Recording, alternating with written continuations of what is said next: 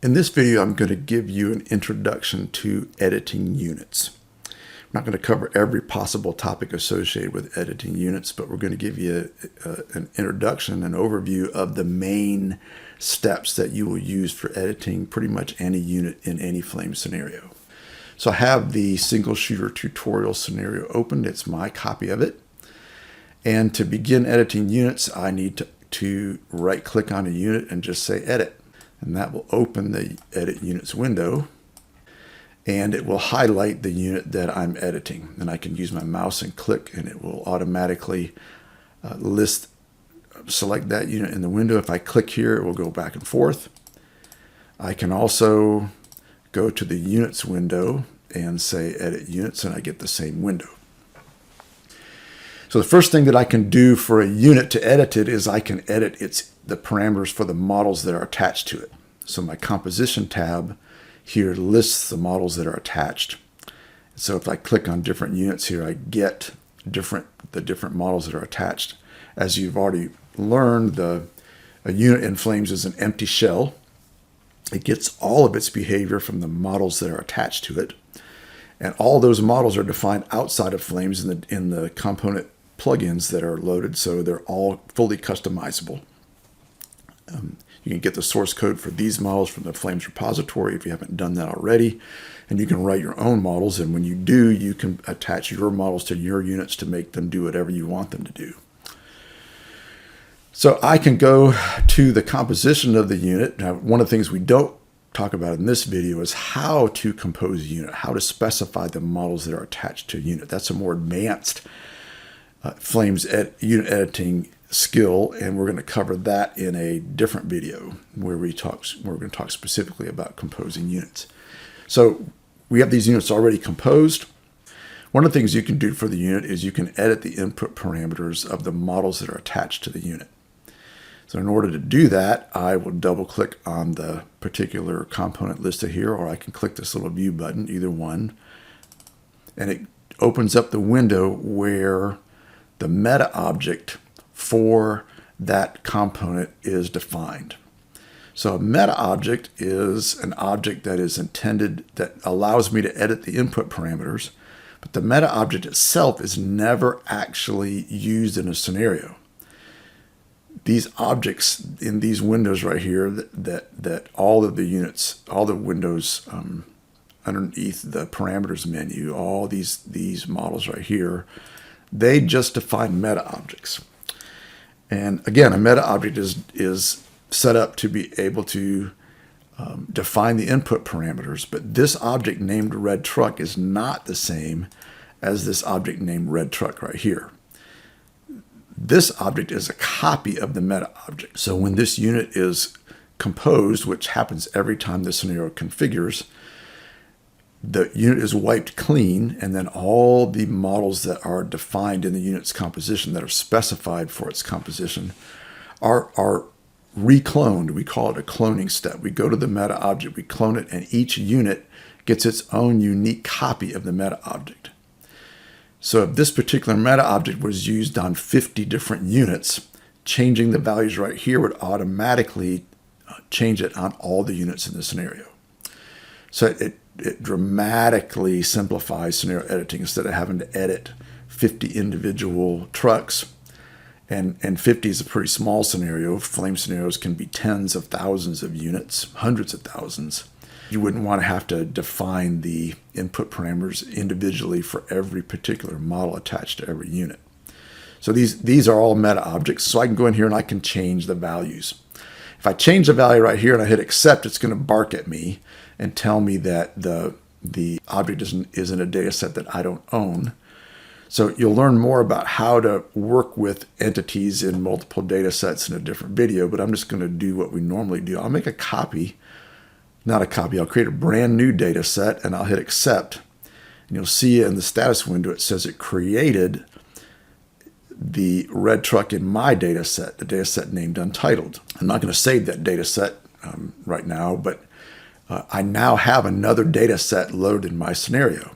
If I hit this little data set browse button here, you can see I have John Doe, own data set named Untitled, and this one called Tutorial Platforms. If I click here, that one is still in this data set, but this one is in my data set. So now I can change it. So I can change it to, he can go 80 miles an hour and hit accept. When I hit that accept button, and you got to remember, you always, whenever you're on, for most Windows in Flames, you have to hit the accept button before your changes will take effect. Every unit in the scenario that has this particular named object attached to it will get a new copy of that red truck. So now this guy, his red truck is now this one right here. So that's one of the things you can do, and you can do that for all of the models attached. If I go to the composition of the blue shooter, he's got more models attached to him. For example, I click on his sensor. There's the meta object for the sensor, and I can change those parameters in the same way that you just saw me do it. So I don't need to say anything more about that. That applies to every type of object that's attached to a unit, every component in its composition. So now we're going to change our focus to talk about command editing.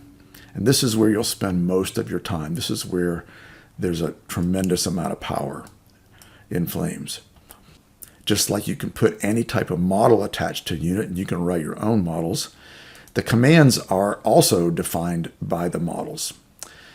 The start command is one of the few commands that's actually defined by Flames. This defines when the unit is going to become active in the scenario.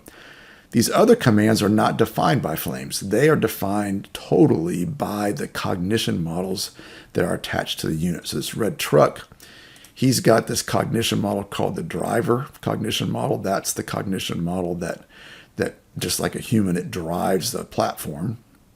And that cognition model defines these commands. Locate and move in formation, move to waypoint. And as you click on these commands, if the cognition model developer was kind, they entered a nice descriptive command for a description of what that command does. So all you have to do is go to any unit in a scenario, click the Add Command button, and look at what commands are available to be used for that unit, and read about them. And you can play around with that unit and try make it do different things. So what I'm going to do. Let me tell you something else before I do this. The start command is a special command. That's the time at which the unit is going to become active in the scenario, and it's common to define it relative to the start time. But you can put in absolute times. You can say I don't want it to start at all.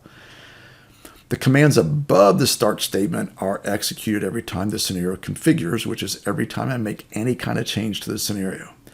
The commands below the start statement don't get executed until after scenario starts executing.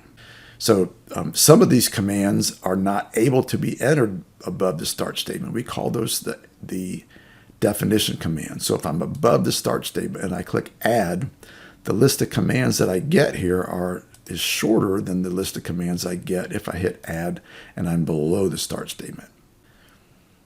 So the name of the command kind of makes it clear you can't start moving until the scenario runs. So that's one of the reasons why those move commands are only executable commands. Every command can define inputs. This locate and root defines a couple of inputs. So when you click on the command, you get the inputs for the commands that are displayed below. So in addition to getting a description of the command that gets repeated right here, each input also has a description. So I click on a different command. I've got different inputs that are defined here. Forge is defined so that most input editing can be done with the mouse. So if I click on this waypoint command, I can grab this guy and move it. I got that same problem. This particular data set is locked. I don't have permission to change it. And by the way, you don't ever want to go in and change the example data sets, the ones owned by Flames Example, because if you do, you will mess up the tutorial scenarios that come with Flames. So leave those alone. I always make copies. In the case of the platform, I just made a new data set and I copied just one entity out of that data set. In the case of units, it's more common just for this type of data set to copy the entire data set. So that's what I'm going to do. I'm just like a file operation. I'm going to do a save as. I'm going to leave the name the same, but it's going to be a data set that I own. So now I have a data set here that I own, and because I did a save as. Whenever I change the data sets that I have loaded my scenario, I need to go save the overall scenario data set, which is a list of the data sets in this particular scenario. So that saves it. And well, I said I wasn't. Let me just tell you what happened here. Let me cancel this so it didn't save it. Over here underneath platforms, I created a new data set, and I said I wasn't going to save it, but it's going to make me save it. So I could just save it right here. And when I save it right here, it's going to ask me for a new name because it knows it's a brand new data set. If I forget and I don't save it here and I go save my overall scenario, it's going to ask me for a name right here. It's going to say, look, you haven't given me a name for that. So I'm just going to call this my platforms. And now my scenario data set has this new platform data set, and it has my new unit data set. So now I can go in and I can change this guy and make any kind of change I want. So this lets me change the waypoint. If I click right here, it automatically jumps to the other command, the command associated with that waypoint, and I can move it around. And you can see that as I move, the values are changing right here. So one thing I can do is I can add a command. So I'm going to add another move to waypoint command, and automatically copies the speed from the previous command, and I can move it down here. So the operation, the steps that I perform whenever I want to add a command are exactly the same. I just pick the command and I add it, and then I go specify the inputs. If I have a command where I have invalid inputs, the command will turn red because this is a required input, and the input will turn red. So whenever I have red like that, I need to go ahead and fix those values. And when I do, they'll change. Now, one of the things that I want to point out here is that most changes that I make with the mouse on the units window, the units window is the exception to most windows in Forge. Most changes that I make automatically cause the unit to be updated. So I'm going to put a little separator bar in here so you can see it. And I drag this waypoint around. As soon as I let up with my mouse, it automatically accepts those changes. So sometimes if I change a value with the keyboard, it won't recognize those changes. So I have to actually do something else in the window, or like move it, and then it will accept those changes. So I've told you all of the main operations that you can perform and will need to perform when you edit a unit. It's now just a matter of looking at the particular input parameters that are supported by the models that are attached to your unit, and being able to edit the commands that your particular unit supports. And you can look at any unit in the scenario, and they all get edited the same way.